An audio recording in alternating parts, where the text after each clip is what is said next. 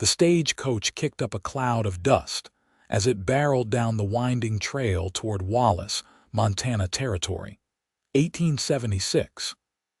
Danielle Hayes pressed her back against the wooden panels of the coach, her heart hammering against her ribs as she heard the distant thunder of hoofbeats pursuing her. She had been running for 3 days now, ever since she'd witnessed something she shouldn't have back in Billings. The stagecoach driver had no idea he was harboring a fugitive, and Danielle intended to keep it that way. The coach slowed as it approached a way station, the horses' exhaustion evident in their labored breathing. Danielle peered through the small window, clutching her meager possessions, a small carpet bag containing a change of clothes, $73 in cash, and her mother's silver locket.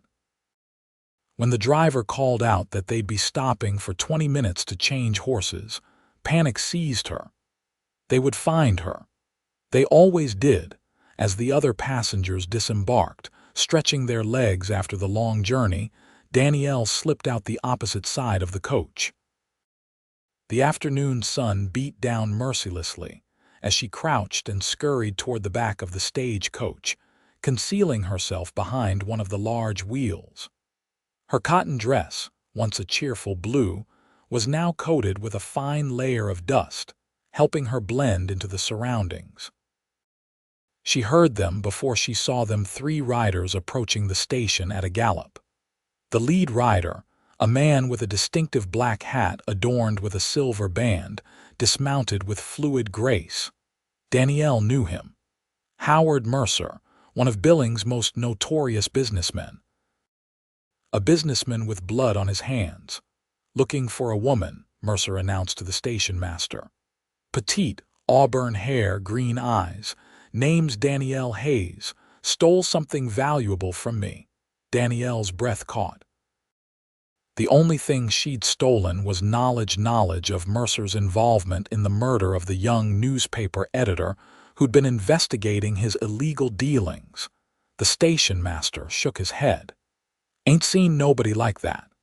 Mercer's eyes narrowed as he surveyed the area. Search the coach, he ordered his men. Danielle pressed herself closer to the wheel, trying to make herself as small as possible. She glanced frantically around for an escape route but saw nothing but open terrain. The men's boots crunched on the gravel as they approached the stagecoach. Suddenly, a shadow fell across her. Danielle looked up, expecting to see one of Mercer's men, but instead found herself staring into the bluest eyes she'd ever seen. A tall man in a worn leather vest stood there, his stance relaxed but purposeful. A cowboy by the looks of his attire, with sun-bronzed skin and a hint of stubble on his strong jaw. "You'll never hide again," he said, his voice low and steady. Danielle's heart plummeted. Was he working for Mercer? But instead of calling out, he extended his hand. Not like this, anyway. "Come with me if you want to live." Danielle hesitated, but the approaching footsteps of Mercer's men left her little choice. She took the stranger's hand, his calloused palm warm against hers as he pulled her to her feet. Without releasing her hand, he led her swiftly toward a cluster of horses tethered at the far end of the station. "Keep your head down," he murmured, positioning himself between her and Mercer's line of sight. "Name's Thomas Fitzgerald. Most folks call me Fitz. Why are you helping me?" Danielle whispered, fear making her voice tremble. "Let's just say Mercer and I have history," Fitz replied, untying a magnificent chestnut stallion. "And I've never been fond of men who chase women across territories." As they reached his horse, shouts erupted from behind them. "There she is!" One of Mercer's men pointed in their direction. "Time to go," Fitz said, hoisting Danielle onto his horse before swinging up behind her. He spurred the animal forward, and they took off across the dusty plain, bullets whizzing past their heads. Danielle clung to the saddle horn, the cowboy's strong arm around her waist as they thundered away from the station.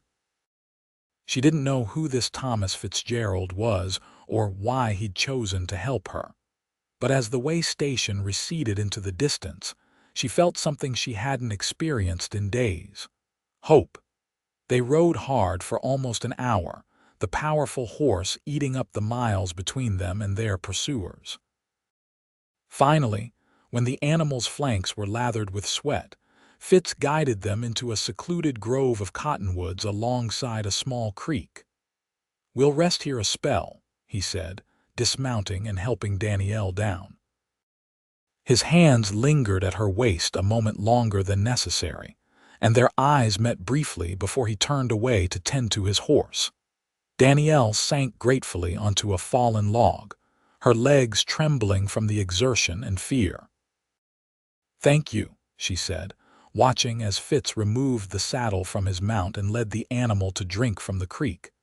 "But I don't understand why you're risking your life for a stranger."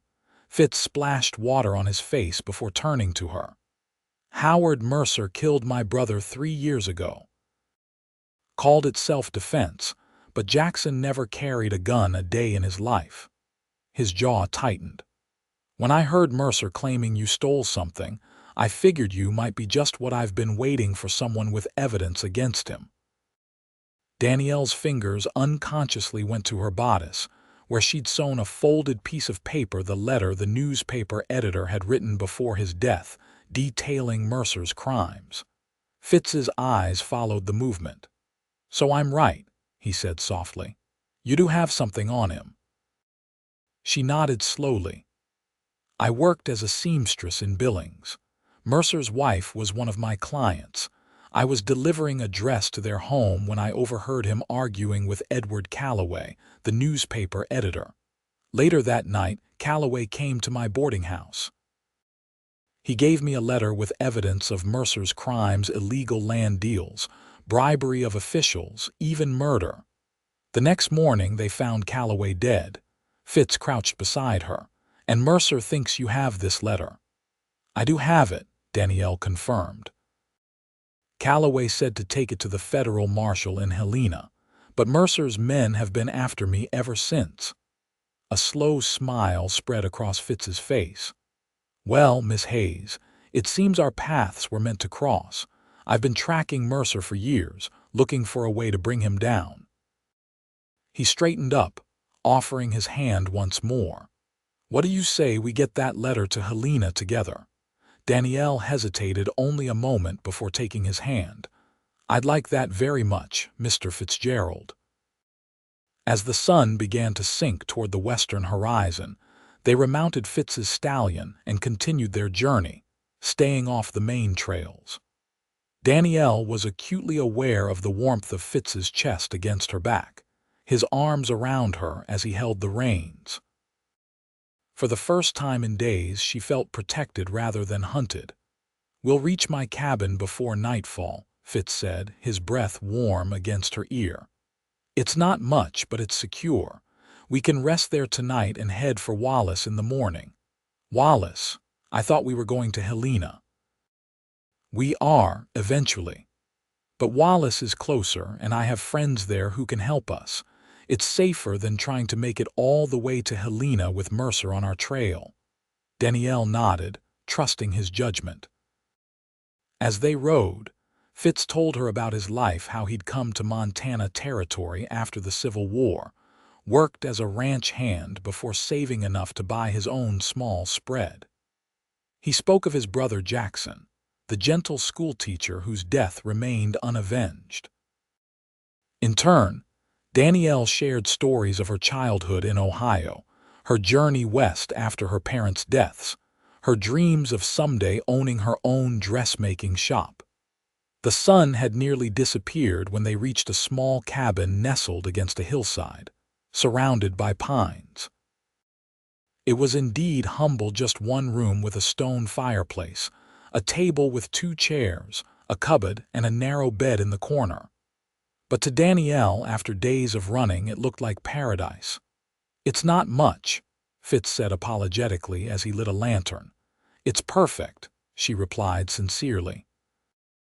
While Fitz tended to his horse, Danielle explored the cabin. Despite its simplicity, it was clean and orderly. A shelf held a few books poetry by Whitman, a Bible, and several dime novels. On the mantel sat a framed photograph of two young men, one unmistakably a younger version of Fitz, the other presumably his brother Jackson. "You have a nice home," she said when Fitz returned. He smiled, seeming pleased by her approval. "It suits me, though I admit it gets lonely sometimes." He busied himself building a fire in the hearth. "Are you hungry? I have some jerky and beans. Not exactly a feast, but it'll fill your belly." They ate a simple meal by firelight, the tension of the day gradually easing from their shoulders. Danielle fought to keep her eyes open, exhaustion finally catching up with her. "You take the bed," Fitz said, noticing her drowsiness. "I'll sleep by the fire." "I couldn't possibly, I insist," he said firmly. "You've been through enough, get some rest." Too tired to argue, Danielle retreated to the bed, removing only her boots before lying down. The mattress was stuffed with straw but felt like the softest feather bed to her weary body. She watched through half-closed eyes as Fitz spread a blanket near the hearth, his movements efficient and measured. "Mr. Fitzgerald," she murmured as sleep began to claim her. "Fitz," he corrected gently. "Fitz," she amended. "Thank you for saving me today." He looked at her for a long moment, the firelight casting shadows across his handsome face. "Get some sleep, Miss Hayes. Tomorrow will be another long day." Danielle drifted off to the sound of the fire crackling and the soft rhythmic breathing of the mysterious cowboy who had risked everything to help her. She woke to the smell of coffee and bacon. Sunlight streamed through the cabin's single window, illuminating dust motes dancing in the air. Fitz stood at the small cast iron stove, his back to her as he tended to breakfast. "Good morning," she said, sitting up and quickly smoothing her hair. He turned, a smile warming his features. "Morning, hope you're hungry." They ate breakfast at the small table, planning their journey to Wallace. "It's about a half-day's ride," Fitz explained. "I have a friend there, Silas Donovan. He owns the general store and lets rooms above it. He's trustworthy, fought alongside me in the war." "And from Wallace we go to Helena?" Danielle asked. Fitz nodded. "The federal marshal there, Benjamin Reynolds, is an honest man. If your evidence is solid, he'll act on it, but we need to be careful. Mercer has friends everywhere." After breakfast, Danielle took the opportunity to wash up at the creek behind the cabin while Fitz saddled his horse. The cold water was refreshing against her skin, and she felt renewed, despite the danger that still pursued them. When she returned to the cabin, Fitz had packed supplies and was checking his revolver. He looked up as she entered, his eyes widening slightly as he took in her appearance. She'd removed her dusty outer garments and wore only her simple white blouse and blue skirt, her auburn hair loose around her shoulders, still damp from the creek. "You look," he began, then cleared his throat. "We should get moving." They set off toward Wallace, riding double again on Fitz's stallion. The day was clear and bright, the Montana landscape stretching endlessly around them, rolling hills covered in prairie grass, distant mountains etched against the blue sky. "How did you end up in Montana?" Danielle asked as they rode. "You mentioned the war, but not much else." Fitz was quiet for a moment. "I grew up in Pennsylvania. My father was a blacksmith. When the war came, I enlisted with the Union cavalry, fought for 4 years. After it ended, I couldn't go back to the life I'd known." "Too many ghosts," he paused. "My brother Jackson had come out west before the war, wrote me letters about the beauty of this country. When I mustered out, I decided to join him." "And you never wanted to go back east?" "No," he said simply. "This is home now, the open spaces, the freedom. Can't imagine being anywhere else." As they rode, Danielle found herself increasingly aware of the man behind her, the solid strength of his body, the gentle way he handled his horse, the respectful distance he maintained despite their physical proximity. Unlike other men she'd known, Thomas Fitzgerald didn't seem to view her as an object to be possessed or protected. There was a quietness to him, a depth she found intriguing.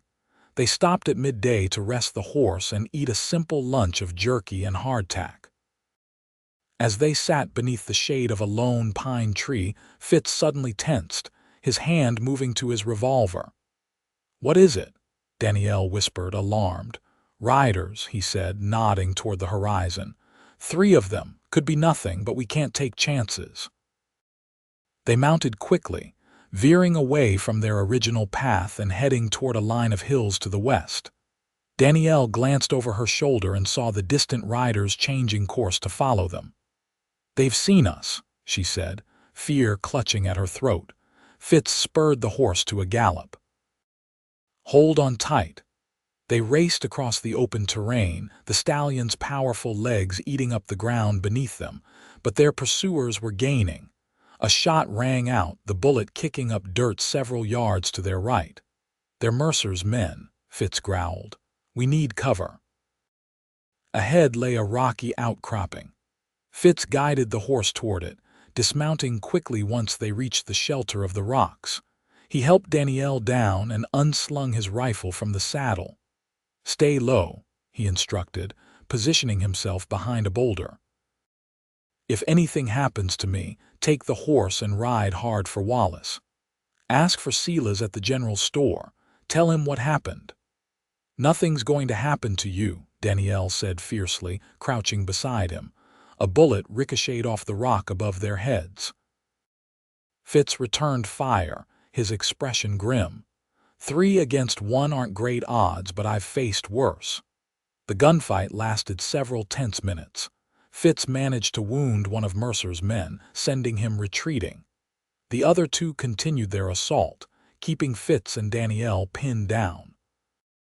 "We need a distraction," Fitz muttered, checking his ammunition. Danielle's mind raced. Then she remembered something she'd seen in the saddlebag when Fitz was packing that morning. "The fireworks," she said. Fitz looked at her in surprise. "What?" "I saw fireworks in your saddlebag." "Couldn't we use them?" A slow smile spread across his face. "Miss Hayes, you're brilliant." He reached into the saddlebag and pulled out a small package. "Got these for the 4th of July celebration in Wallace. Never thought they'd save our lives." Using a match, he lit one of the fireworks and tossed it over the rocks. It exploded with a deafening bang and a shower of colorful sparks, startling the horses of their attackers. In the confusion, Fitz took careful aim and fired twice more. One of the men cried out, clutching his shoulder, while the other retreated hastily. "Now's our chance," Fitz said, helping Danielle onto the horse before mounting behind her. They took off in the opposite direction, riding hard until the sound of gunfire faded behind them. When they finally slowed, Danielle was trembling. Fitz's arm tightened around her waist. "You all right?" he asked, his voice gentle. She nodded, not trusting herself to speak. They had come so close to death, yet this man, this stranger who had become her protector, had remained calm throughout, his presence a steady anchor in the chaos. "You were very brave back there," he said. "Quick thinking with the fireworks." "I was terrified," she admitted. "Courage isn't the absence of fear," Fitz said quietly. "It's acting despite it." They altered their route, taking a longer path to Wallace to throw off any remaining pursuers. By late afternoon, they crested a hill and saw the town spread out before them, a collection of wooden buildings along a main street, with scattered homes and businesses extending outward. "Wallace," Fitz announced. "Not much to look at, but it's safe. For now." They rode down the main street, drawing curious glances from townspeople. Danielle was acutely aware of her disheveled appearance and the intimate way they were riding together, scandalous by the standards of proper society. But at the moment, propriety seemed far less important than survival. Fitz guided the horse to a two-story building with a sign reading Donovan's General Mercantile. A bell jangled as they entered, and a burly man with a salt and pepper beard looked up from behind the counter. "Thomas Fitzgerald, as I live and breathe," the man exclaimed, coming around to greet them. "What brings you to town? And who's this lovely lady, Silas?" Fitz said, clasping the man's hand. "This is Miss Danielle Hayes. We've had some trouble on the trail and need a place to stay." Understanding dawned in Silas's eyes. "Mercer's boys," Fitz nodded grimly. "Say no more," Silas said, locking the door and turning the sign to closed. He led them through the store to a back staircase. "I've got 2 rooms above the shop. They're yours for as long as you need them." Danielle felt a rush of gratitude. "Thank you, Mr. Donovan. Just Silas, miss. Any friend of Fitz's is a friend of mine." He showed them to 2 small but clean rooms adjoining a common sitting area. "There's a washroom at the end of the hall. I'll bring up some food shortly." Once Silas had gone, Danielle sank onto the edge of the bed, the events of the day catching up with her. Fitz leaned against the doorframe, concern etched on his features. "You should rest," he said. "You're safe here. Silas will keep watch and I'll be right next door." Danielle nodded wearily. But as Fitz turned to leave, she called out, "Wait." He paused, looking back at her. "I never properly thanked you for everything." His expression softened. "No thanks needed. I made a promise to my brother before he died that I'd see Mercer brought to justice. You're helping me fulfill that promise." "Still," Danielle insisted, "not many men would risk their lives for a stranger." Fitz studied her for a long moment, something unreadable in his blue eyes. "Get some rest, Danielle. Tomorrow we'll figure out our next move." It was the first time he'd used her first name, and the sound of it on his lips sent an unexpected warmth through her. As he closed the door behind him, Danielle realized that Thomas Fitzgerald had become much more than a temporary protector. He had become someone she was starting to care for deeply, a dangerous feeling in their precarious situation. She washed up in the simple bathroom, grateful for the chance to clean away the dust and fear of the past days. Silas's wife, Martha, brought up a tray of food and a clean nightgown, her kind eyes full of unasked questions that Danielle wasn't ready to answer. That night, despite her exhaustion, sleep eluded her. She lay awake, listening to the occasional footsteps in the hallway, Fitz patrolling, keeping watch despite Silas's assurances of safety. His dedication moved her, and she wondered about the man behind the stoic exterior. What dreams had he held before vengeance became his purpose? What kind of life did he envision for himself once justice was served in the adjacent room? Thomas Fitzgerald sat by the window, his rifle across his lap as he gazed out at the moonlit street below. His thoughts were not on Howard Mercer or the danger that pursued them, but on the remarkable woman sleeping next door. He had expected to feel only the satisfaction of finally having a means to bring down his brother's killer. He hadn't expected to feel this growing admiration, and something more for Danielle Hayes. Her courage, her quick thinking during the ambush, her unwavering determination despite the danger, all had impressed him deeply. And there was something in her green eyes when she looked at him, something that made him wonder if perhaps, when this was all over, there might be a chance for something he'd long since stopped hoping for. A life beyond vengeance, a future with someone by his side. But first, they had to survive the coming days. Mercer wouldn't give up easily, and the journey to Helena still lay ahead.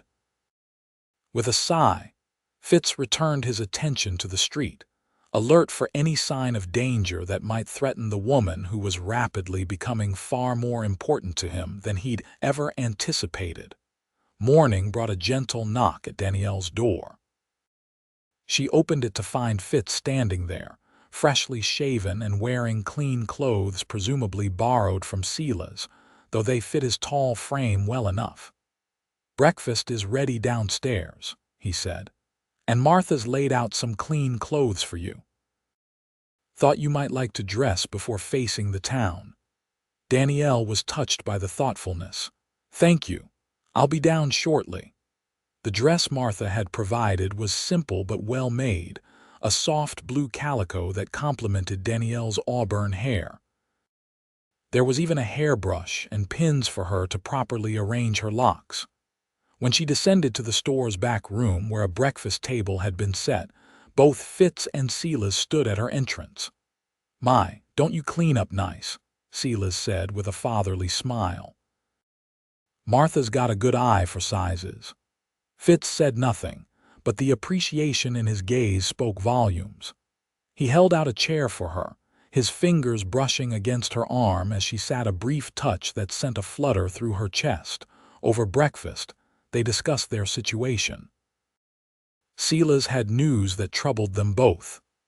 "Mercer arrived in town late last night," he reported. "Staying at the hotel with 4 men. Been asking questions all morning about a woman matching your description, Miss Hayes." Danielle's appetite vanished. "He found us." "It was only a matter of time," Fitz said grimly.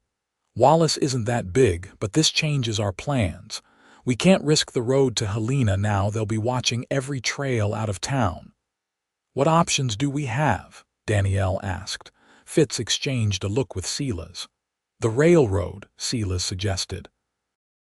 "Supply train leaves for Helena tomorrow morning. I could arrange passage." "Too risky," Fitz countered. "Station will be the first place they watch." They fell into silence, the weight of their predicament heavy in the air. Finally, Danielle spoke up. "What if we don't run?" she suggested. Both men looked at her in surprise. "Mercer is hunting us, but what if we turn the tables? Use the evidence I have to expose him here in Wallace before a judge or the town sheriff." Silas shook his head. "Sheriff Wilkins is in Mercer's pocket, has been for years. And the circuit judge won't be through for another month. Then we need to get word to the federal marshal in Helena," Fitz said. "Someone trustworthy who can bring him here." Silas stroked his beard thoughtfully. "My nephew works for the telegraph office. Discreet boy. He could send a wire." Hope bloomed in Danielle's chest. How long would it take the marshal to reach Wallace? 2 days, maybe 3, Silas estimated, if he leaves right away. "Can we stay hidden that long?" Danielle asked, looking to Fitz. He reached across the table and covered her hand with his. "We can try. But you'll need to stay out of sight completely. I'll have to move you from here. Mercer will eventually come asking questions at every business in town." "Where would we go?" "I have a hunting cabin," Silas offered. "About 5 miles outside town. It's rudimentary but secure." "No one would think to look for you there." Fitz nodded. "That could work. I'll stay in town, keep an eye on Mercer's movements while we wait for the marshal." "No," Danielle said firmly. "We stay together. The letter is evidence against Mercer, but my testimony is just as important. If we separate and something happens to either of us, the case against him weakens." Fitz looked like he wanted to argue, but the determination in her eyes stopped him. "All right," he conceded. "We go together, but we leave tonight after dark." The day passed with agonizing slowness. Danielle remained in the rooms above the store, peering occasionally through the curtains at the street below. Twice she saw Mercer himself striding purposefully past the general store, his black hat making him instantly recognizable. Each time she ducked back, heart pounding, wondering if he somehow sensed her presence. Fitz spent the day making preparations, gathering supplies and planning their route to Silas's cabin. When he returned to the rooms in late afternoon, Danielle was sitting by the window, her fingers nervously twisting the silver locket around her neck. "Are you afraid?" he asked softly, setting down a bundle of supplies. She looked up at him, her green eyes clear and steady despite her fear. "Yes," she admitted, but not of dying. I'm afraid of failing, of Mercer escaping justice after everything he's done." Fitz crossed the room and knelt beside her chair. "That won't happen, I promise you. How can you be so certain?" "Because I know you," he said simply. "I've seen your courage, your determination, and because we're in this together now." He hesitated, then reached out to touch the locket she wore. "Your mother's," Danielle nodded. "She gave it to me before she died, said it would protect me." A sad smile crossed her face. "Seems she was right. It led me to you." The moment stretched between them, charged with unspoken emotions. Fitz's hand moved from the locket to cup her cheek, his touch gentle as a whisper. Danielle leaned slightly into his palm, her eyes never leaving his. "Danielle, he began. A knock at the door broke the spell. They separated quickly as Martha entered with a tray of food. "Thought you might want an early supper before your journey," she said, either not noticing or politely ignoring the intimate moment she had interrupted. "Thank you, Martha," Danielle said, her cheeks flushed. After Martha left, an awkward silence filled the room. Fitz cleared his throat. "We should eat. It's a long ride to the cabin." They ate in relative silence, the moment of connection now overlaid with a tension that neither knew quite how to address. As dusk fell, they made final preparations. Danielle changed back into her original dress, more practical for riding, and secured the precious letter inside her bodice. Fitz checked and rechecked his weapons. Silas came to bid them farewell as night settled over Wallace. "My nephew sent the telegraph," he confirmed. "Marshal Reynolds will leave Helena at first light, should reach Wallace by the day after tomorrow." "Thank you, Silas," Fitz said, embracing his friend. "We owe you." "Just make sure Mercer pays for what he's done," Silas replied grimly. "That'll be payment enough." They slipped out the back of the store where Fitz's stallion waited, loaded with supplies. The night was clear, stars scattered like diamond dust across the vast Montana sky. They mounted silently, Danielle in front as before, and set off toward the hills beyond town. They rode in silence for nearly an hour, alert for any sign of pursuit. The only sounds were the steady rhythm of the horses' hooves and the occasional cry of a night bird. Finally, they reached a dense stand of pines, through which a narrow trail led to a small clearing. There stood Silas's cabin, little more than a one-room structure with a stone chimney, but to Danielle it represented safety. Fitz helped her dismount, his hands lingering at her waist. "Home sweet home," he said with a wry smile. "At least for the next couple of days." Inside, the cabin was sparse but clean. A stone fireplace dominated one wall, with a small table and 2 chairs nearby. A narrow bed stood in the corner, and shelves held basic cooking implements and supplies. Fitz lit a lantern, casting a warm glow over the rustic interior. "It's not much," he said apologetically. "It's perfect," Danielle replied, echoing her words from their first night at his cabin. She moved to the fireplace, shivering slightly in the cool night air. "May I, please?" Fitz said, unpacking their supplies while she built a fire. Soon the cabin was filled with warmth and the comforting smell of wood smoke. They shared a simple meal of bread, cheese, and dried beef, sitting at the small table. The domesticity of the scene struck Danielle, how quickly they had fallen into a comfortable rhythm together, despite the danger that surrounded them. "What will you do?" she asked suddenly. "After Mercer is brought to justice?" Fitz looked up, surprised by the question. "I haven't thought that far ahead," he admitted. "For so long, finding a way to make him pay has been my only purpose."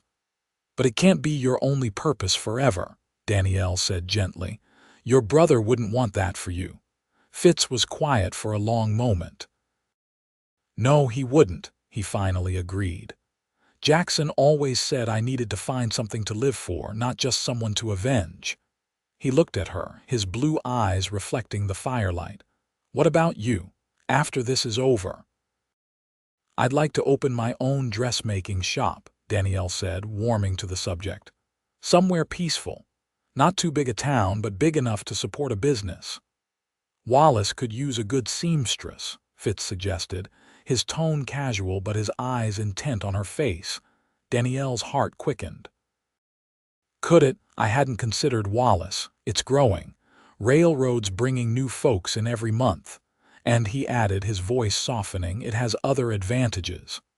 Such as good people, Silas and Martha, a decent church, land nearby for those looking to settle. He paused. And me. The admission hung in the air between them. Danielle met his gaze steadily. That would certainly be an advantage worth considering. Fitz reached across the table and took her hand in his. Danielle, I know we've only known each other a short time, but a sound outside the cabin cut him short.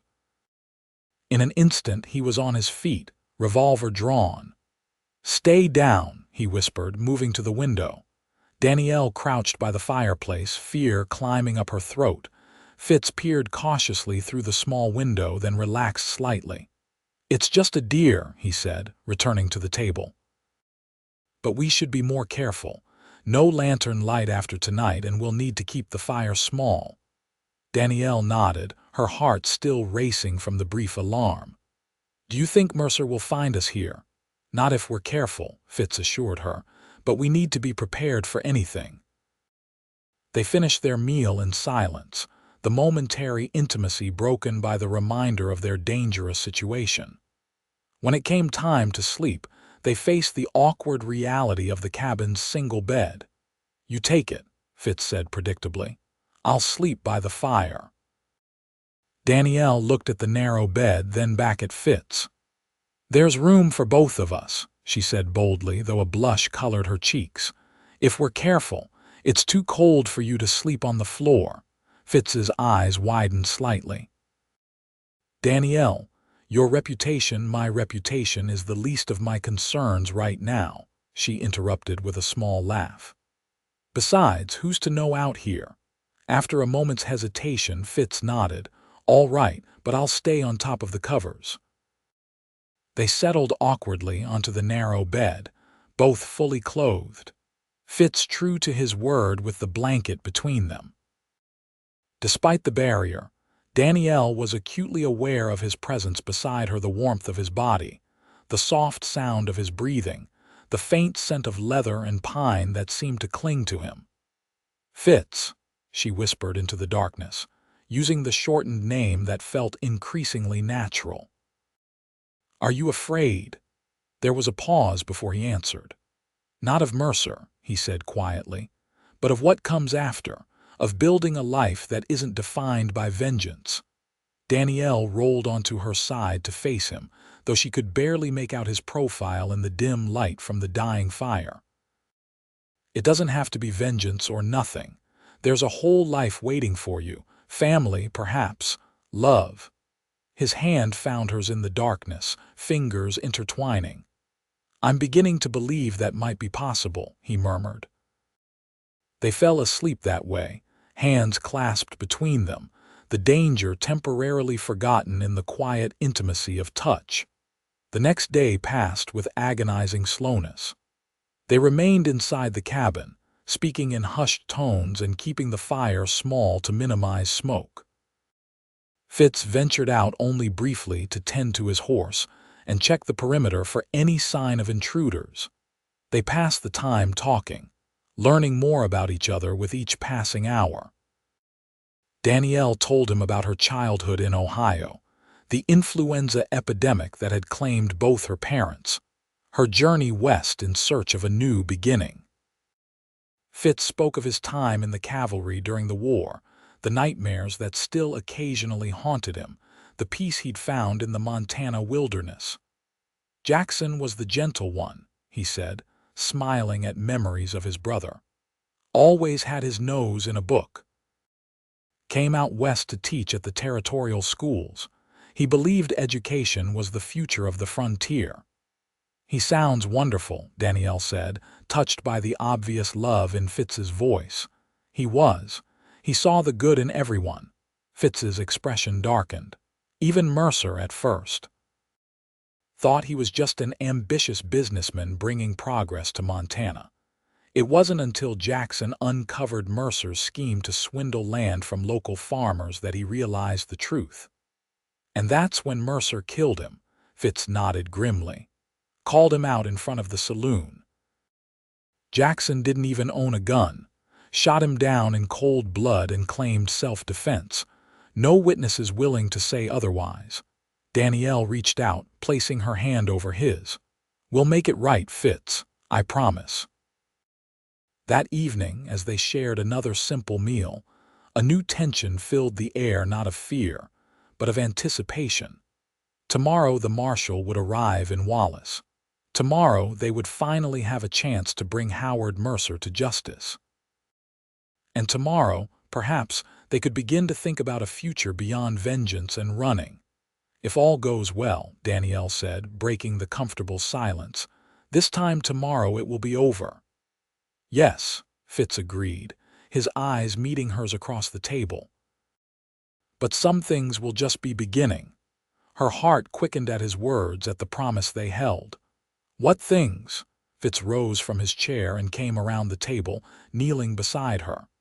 "Danielle Hayes," he said, taking her hands in his.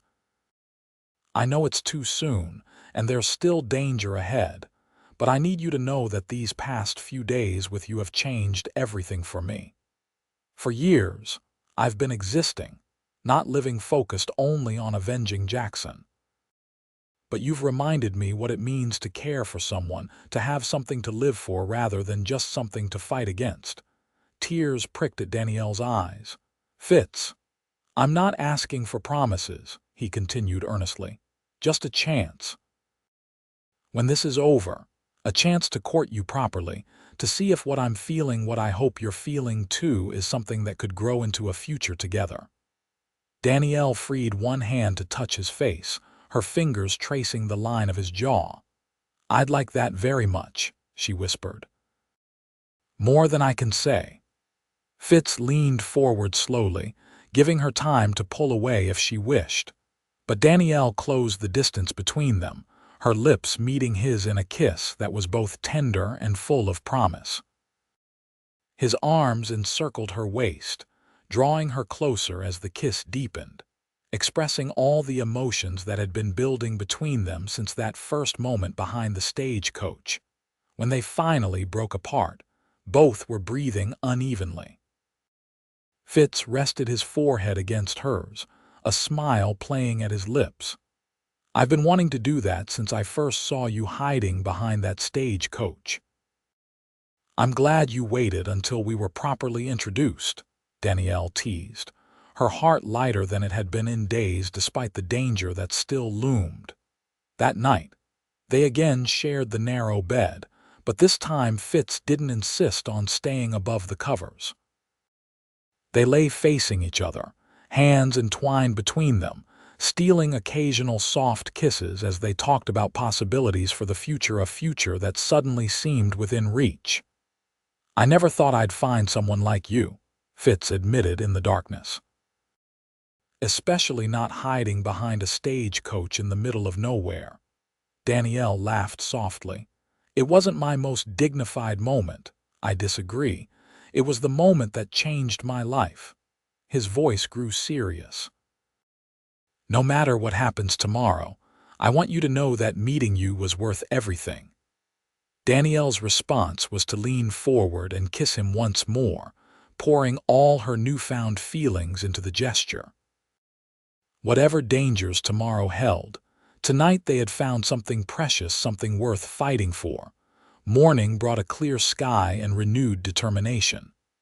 They ate a quick breakfast and packed their few belongings, preparing for the return to Wallace. The plan was simple: ride into town, meet Silas at the general store, and wait for Marshal Reynolds to arrive. "Ready?" Fitz asked as they stood outside the cabin, his stallion saddled and waiting. Danielle nodded, squaring her shoulders. "Ready." They mounted and set off toward Wallace, the journey tense but uneventful. As the town came into view, Fitz guided them on a circuitous route, avoiding the main street and approaching the general store from the rear alley. Silas was waiting for them, his expression grave. "Marshall's due on the noon stage," he reported. "But there's a complication. Mercer's been making inquiries all over town, offering rewards for information. Some folks are getting nervous. Has anyone talked?" Fitz asked sharply. "Not that I know of, but Wallace isn't that big. It won't take him long to work his way around to questioning me directly." Fitz nodded grimly. "Then we need to move quickly. Is there somewhere we can wait for the marshal? Somewhere not connected to you?" Silas thought for a moment. "The old church at the edge of town. It's only used for services on Sundays. Should be empty today." "Perfect," Fitz agreed. "We'll go there now. When the marshal arrives, bring him to us." They slipped through back alleys toward the small white church that stood on a slight rise at the northern edge of Wallace. The building was simple but well maintained, with a modest steeple and a few stained glass windows depicting biblical scenes. The door was unlocked, as was common in small frontier towns where theft was rare. Inside, the church was cool and quiet, sunlight streaming through the colored glass and creating patterns on the wooden floor. They sat in a pew near the back, where they could see anyone approaching through the windows while remaining mostly hidden. "Now we wait," Fitz said, placing his rifle across his knees. He reached over and took Danielle's hand, his touch reassuring. Not much longer now. But as the morning wore on, Danielle's anxiety grew. Each passing minute seemed to stretch endlessly. Every distant sound made her tense: a wagon passing on the road, voices carrying on the wind, the town clock striking the hour. "What if something's happened to Silas?" she whispered after several hours had passed. "Or what if the marshal didn't come?" Fitz squeezed her hand. "Silas can take care of himself, and Marshal Reynolds is a man of his word. If he said he'd come, he'll come."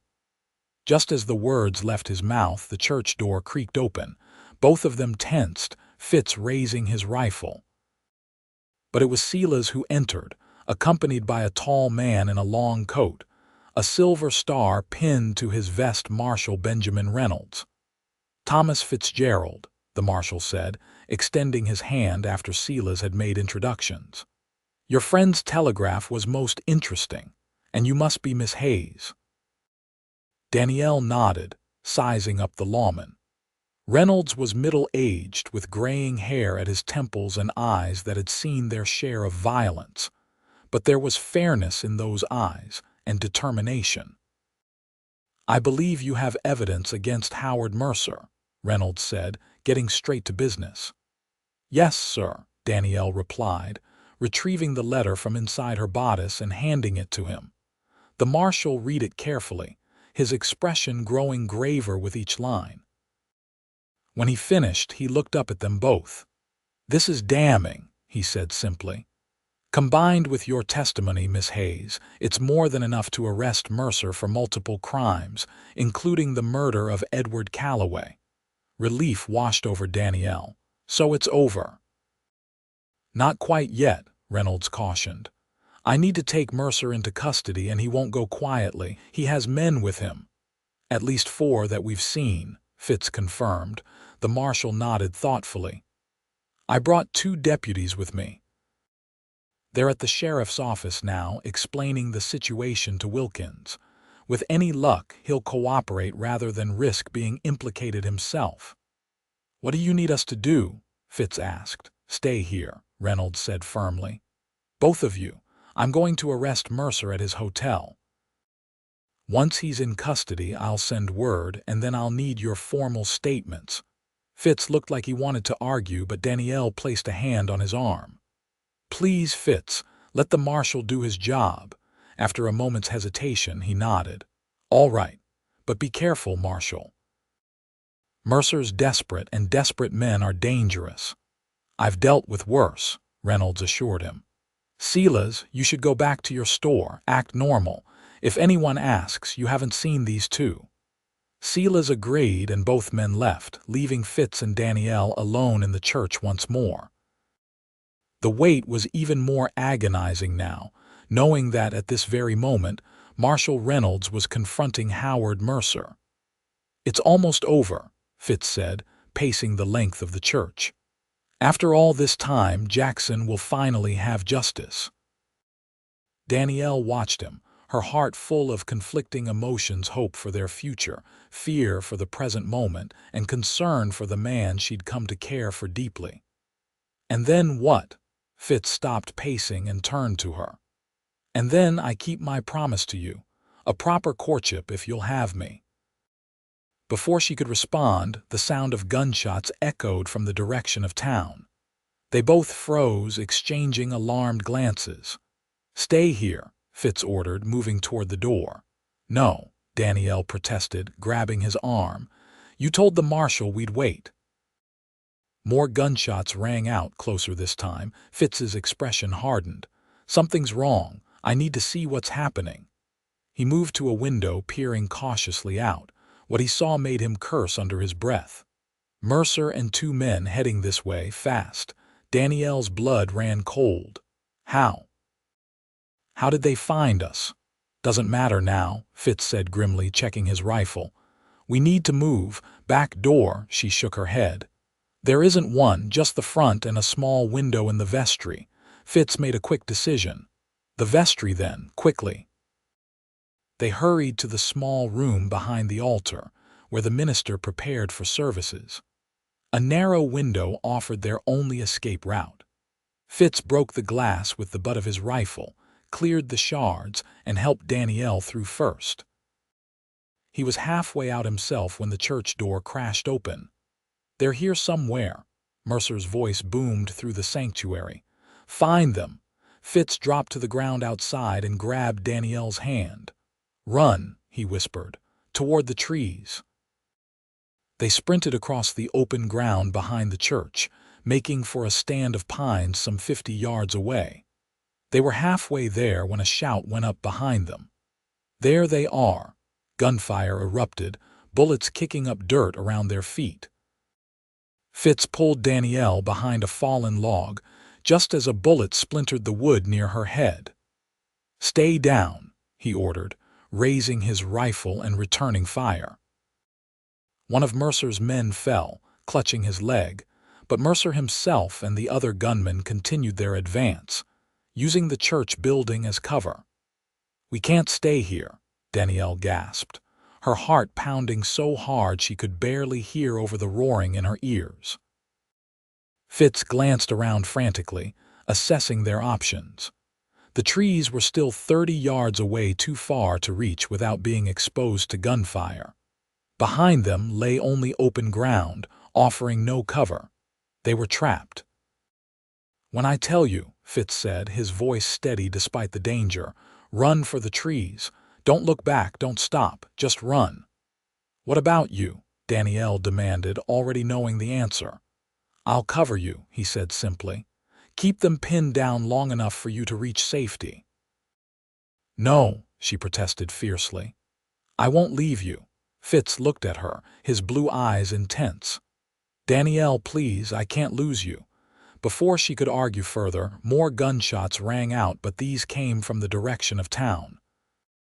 Shouts followed, and then they heard Marshal Reynolds's authoritative voice. "Mercer, drop your weapons. You're under arrest." Hope surged through Danielle. The marshal and his deputies had arrived, but Mercer wasn't surrendering. Instead, he broke cover and charged toward Fitz and Danielle's position, gun blazing. Fitz pushed Danielle flat against the ground, covering her body with his own as bullets tore into the log protecting them. He raised his rifle and fired twice in quick succession. Mercer staggered but kept coming, hatred contorting his features. "Fitzgerald," he bellowed. "You're dead, just like your brother."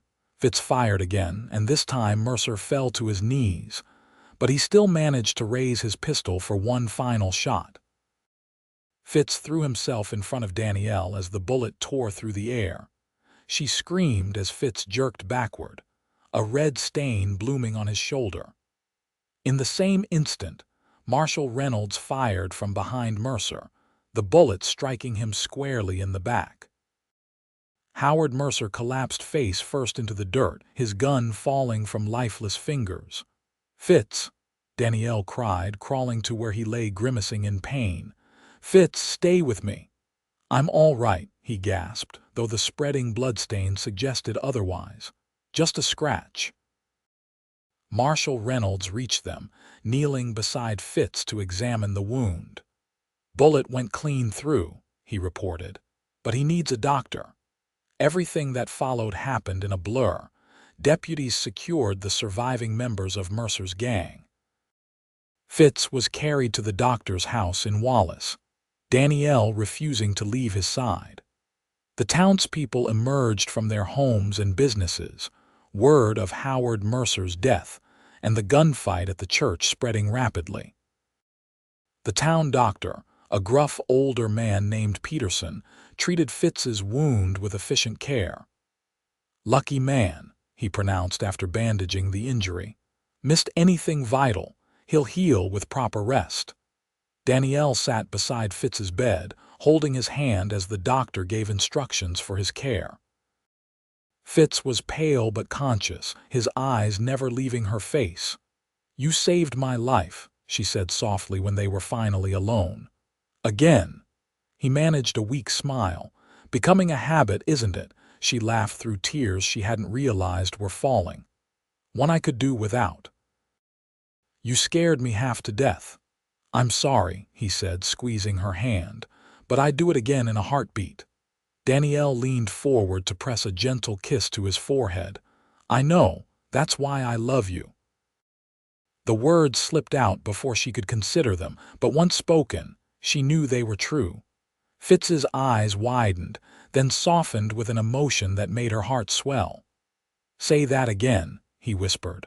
"I love you, Thomas Fitzgerald," she repeated, more confidently this time. "And if your offer of courtship still stands, I accept." His free hand rose to cup her cheek. "It more than stands," he said huskily. "I love you too, Danielle Hayes. Have from the moment I found you hiding behind that stagecoach." Their lips met in a kiss that sealed the promise between them, a promise not just of courtship, but of a future together, built on the foundations of trust and courage that had brought them through their ordeal. In the days that followed, Danielle gave her formal statement to Marshal Reynolds. The evidence from Calloway's letter, combined with testimony from several of Mercer's associates who turned on him after his death, was enough to posthumously charge him with multiple crimes. Jackson Fitzgerald's name was cleared, the official record now showing that he had been murdered rather than killed in self-defense. Fitz recovered quickly, his strong constitution and Danielle's attentive care speeding his healing. They stayed in Wallace, accepting Celia's and Martha's hospitality while they decided on their next steps. 2 weeks after the gunfight at the church, Fitz took Danielle for a walk along the creek that ran at the edge of town. His arm was still in a sling, but he moved with increasing ease. The late afternoon sun bathed the landscape in golden light, turning the rippling water to liquid amber. "I've been thinking," he said as they sat on a fallen log overlooking the water. "A dangerous pastime," Danielle teased, eliciting a chuckle from him. "Perhaps." He took her hand, his expression growing serious. "I know we agreed to a proper courtship, and I intend to honor that, but I want you to know that my intentions are permanent." Danielle's breath caught, mine as well. Fitz smiled, lifting her hand to his lips. "Good. Because I've made an offer on a piece of land just outside town. There's a small house already built, nothing fancy but solid, room to expand." He paused, watching her reaction carefully. "And I've spoken to Celia's about the vacant storefront next to his. It would make a fine dressmaking shop, don't you think?" Tears of happiness sprang to Danielle's eyes. "Fitz, are you saying—" "I'm saying I want to build a life with you, Danielle," he interrupted gently. Here in Wallace, if that suits you. A home, your shop, perhaps children someday. But only if that's what you want too. It's exactly what I want, she whispered, leaning forward to kiss him softly. A future with you, here in this beautiful place. Their courtship progressed through the summer and into the fall, Fitz proving to be as thoughtful and dedicated a suitor as he had been a protector. He helped Danielle establish her dressmaking shop, which quickly gained a reputation for quality work. The women of Wallace, delighted to have a skilled seamstress in town, kept her busy with orders for everything from everyday wear to wedding gowns. The small house Fitz had purchased became a labor of love for them both. Together they repaired, painted, and furnished it, transforming it into a warm and welcoming home. By the time winter approached, bringing with it the first snows of the season, they were ready to take the next step. They were married in the same church where they had once hidden from Mercer, now adorned with pine boughs and candles for the occasion. Silas gave Danielle away. Martha stood as her matron of honor, and the entire town turned out to celebrate the union of the seamstress and the cowboy who had rid Wallace of Howard Mercer's shadow. "You know," Fitz said that evening as they stood on the porch of their home, watching snowflakes drift lazily from the darkening sky, "when I found you behind that stagecoach, I told you you'd never hide again. I meant it as a promise of protection." Danielle leaned into his embrace, savoring the warmth and security of his arms around her. "And you've kept that promise admirably, husband. But now I see it differently," he continued, turning her to face him. "Now it's a promise that you'll never need to hide not your feelings, not your dreams, not any part of yourself. With me, you can always be exactly who you are." Tears of joy blurred her vision as she reached up to touch his beloved face. "And who I am, Thomas Fitzgerald, is a woman who loves you with her whole heart. Who is thankful every day that you found me when I was hiding and brave enough to believe in a future with you." Their kiss was a seal on that future, a future built not on vengeance or fear, but on love, trust, and the courage to build something new from the ashes of the past. Over the years that followed, Wallace grew from a small frontier town to a thriving community, thanks in part to the railroad that brought new settlers and opportunities. Danielle's dressmaking business expanded, eventually occupying a larger building on the main street. Fitz, having finally laid his brother's ghost to rest, discovered a talent for carpentry and opened a successful furniture-making shop adjacent to Danielle's store. Their family grew as well. 2 years after their wedding, Danielle gave birth to a son they named Jackson, in honor of Fitz's brother. 3 years later, a daughter followed, whom they called Elizabeth after Danielle's mother. The children grew strong and happy in the Montana wilderness, learning both their father's practicality and their mother's creativity. On the 10th anniversary of the day they met, Fitz surprised Danielle by taking her back to the spot where he had first found her hiding behind the stagecoach. The way station had changed little in the decade that had passed, still a humble outpost in the vast Montana landscape. "Why here?" Danielle asked as they dismounted from their horses. Fitz smiled, taking her hand and leading her to the exact spot where the stagecoach had stood that fateful day. "Because this is where our story began, where I found not just a woman in trouble, but the love of my life." Danielle's eyes misted with tears as she looked around at the familiar setting. "I was so frightened that day, running from a past I couldn't escape with no clear future ahead. And I was a man haunted by grief, living only for vengeance," Fitz added, drawing her into his arms. "We saved each other that day, Danielle." She nestled against his chest, listening to the steady beat of his heart. "I wouldn't change a moment of it. Not the danger, not the fear. It all led us here to this life we've built together." Fitz tilted her face up to his blue eyes still as clear and honest as the day they'd met. "I meant what I said that day. You'll never hide again, not from danger, not from life, not from love." "I never have," she whispered, rising on tiptoe to meet his kiss. "Not since the moment you found me." They returned to Wallace that evening, to their home and their children, to the life they had forged from an unlikely beginning.